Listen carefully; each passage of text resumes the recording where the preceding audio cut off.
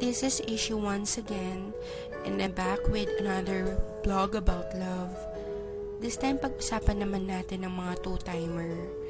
Before anything else, wala akong pinatatamaan dito ha.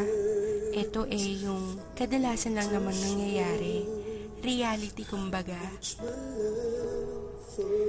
Masarap mag two-time, di ba?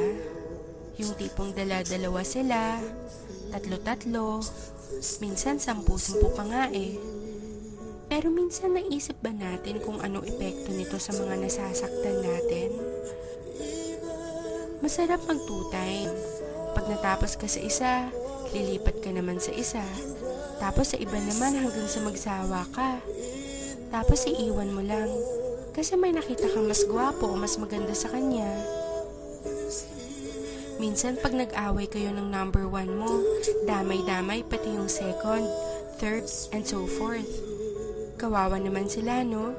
Samantalang wala naman silang ginagawa sa'yo kung di ang intindihin ka at mahalin lang. Bakit nga kaya masarap mag two-time? Kasi hindi ka marunong makontento sa kung anong meron ng girlfriend or boyfriend mo? Kasi meron mas better sa present mo? O baka naman kasi selfish ka, ayaw mong i-let go yung present mo if it's for your own sake kahit nasasaktan mo na siya. Kasi sarili mo lang iniisip mo. Paano kung gawin sa'yo yun? Sa tingin mo makakaya mo? Sa tingin mo okay lang sa'yo? Di ba masakit din? Tsaka, saka mo malalaman na mahal mo pala talaga siya pag may mahal na siyang iba. Pag hindi na ikaw ang mahal niya.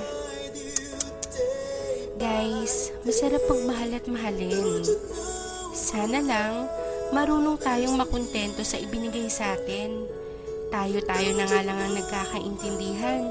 Tapos tayo-tayo pa ang nagtataluhan. Guys, wake up. Mahalin yung mga girlfriends, boyfriends nyo. Be loyal. Sorry sa mga natatamaan ko. Ginigising ko lang kayo sa matagal niyong pagkakatulog. Baka kasi paggising niyo, wala na yung taong nagmamahal sa inyo ng totoo.